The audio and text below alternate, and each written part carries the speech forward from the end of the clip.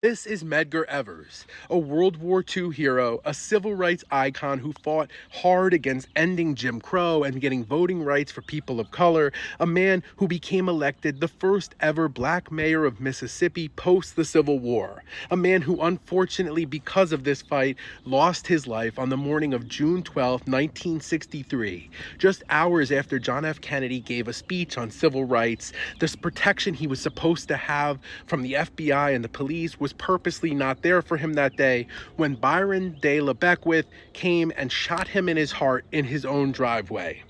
When trying to have his family take him to the hospital, he was even refused entry into the hospital because of the color of his skin.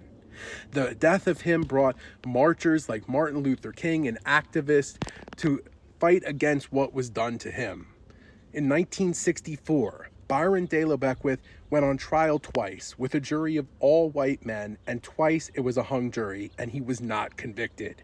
It wasn't until 30 years later, in 1994, where finally his killer was brought to justice and died in prison 7 years later.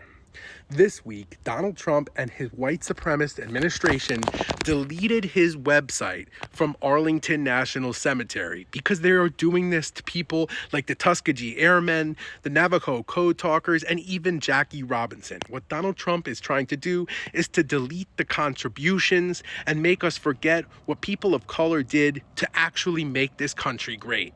So it's up to us to remember the names of people like Medgar, and more importantly, even than their names, to make sure that the things that they fought for are not killed by Donald Trump.